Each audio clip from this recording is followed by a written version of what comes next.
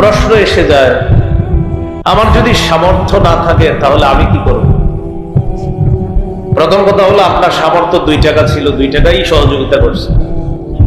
কথার কথা, কারো যদি এমন অবস্থা হয় তার 2 টাকারও সামর্থ্য নাই, তিনি কি করবেন? তিনি মুখ দিয়ে 2-4টা ভালো কথাও তো বলার সামর্থ্য রাখেন।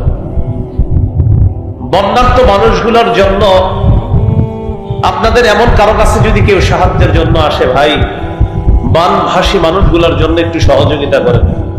যদি আপনি সহযোগিতা করতে না পারেন, তখন আপনি বলবেন, ভাই আমি তো পারলাম না।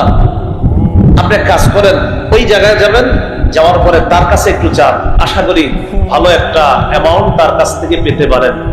এর মানে আপনি নিজে দিতে পারেন নাই, কিন্তু একজনের ব্যাপারে আপনি রাস্তা দেখায় দিচ্ছেন, সঠিক একটা জায়গা বলে দিচ্ছেন যে এখানে গেলে কিছু পাবেন ইনশাআল্লাহ। তাহলে মুখ দিয়ে আপনি শুধু রাস্তা দেখায় দিচ্ছেন, যেখানে গেলে সঠিকভাবে সেখান থেকে কিছু অনুদান পাওয়া যাবে, এই রাস্তা দেখায় দিচ্ছেন।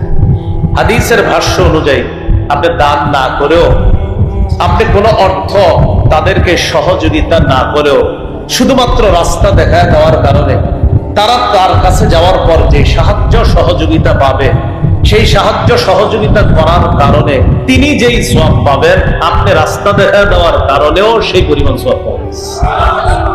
কি শিখলাম? নিজে না পারলেও রাস্তা দেখায় দিব, বলেন ইনশাআল্লাহ।